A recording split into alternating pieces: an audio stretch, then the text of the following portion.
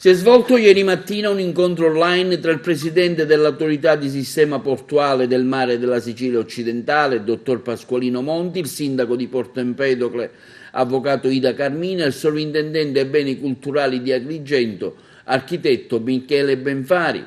L'obiettivo, quello di addivenire presto all'adeguamento tecnico-funzionale del vigente piano portuale regolatore. Si è infatti approfondito il tema della trasformazione dello scalo portuale Empedoclino in un importante approdo crocieristico, che ormai è solo una questione di tempo. Dopo le intenzioni si stanno giungendo i fatti. Durante la conferenza online è stato illustrato dall'ingegnere Riccardo Giordano della società di consulenze tecnica Sigma il progetto di restyling del Molo Crispi, in cui verrà realizzata la nuova struttura e l'importante banchina crocieristica destinata a ospitare le navi Costa Crociere, MSC e Royal Caribbean.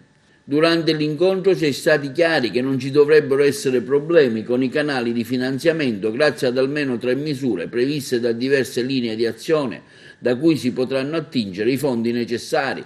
Si lavora senza sosta sul fronte del dragaggio, la cui prima mossa sarà quella di caratterizzare delle sabbie del fondale.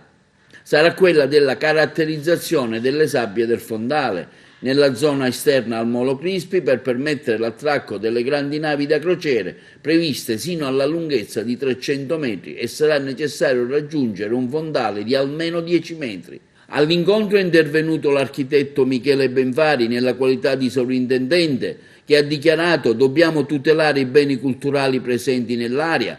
Ha spiegato durante il suo intervento: ma è importante anche mettere in rete il porto con la ferrovia che giunge sino alla Valle dei Templi per meglio poter realizzare un circuito turistico che valorizzi il nostro patrimonio archeologico.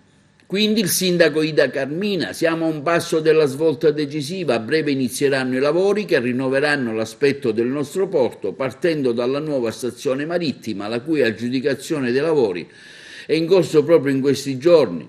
Si riuscirà, ha detto la Carmina, a proiettare la nostra città e il nostro porto verso quello sviluppo economico di natura turistica perseguito dalla mia amministrazione.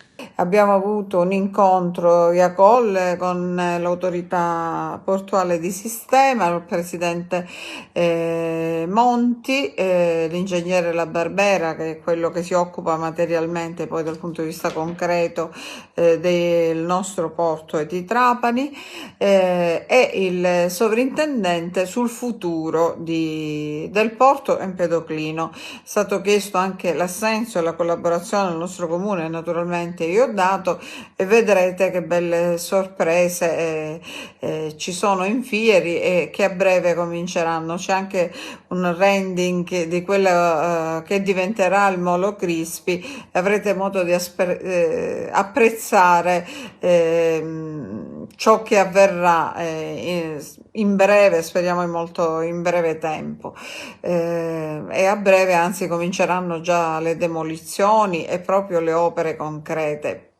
Noi faremo il possibile e daremo il nostro contributo perché Porto Empedocle davvero si proietti verso questo futuro radioso. Si parla dell'arrivo delle 3 compagnie di crociera più grandi al mondo, con una media di arrivi giornalieri di 2500 turisti al giorno, quindi una cosa davvero imponente.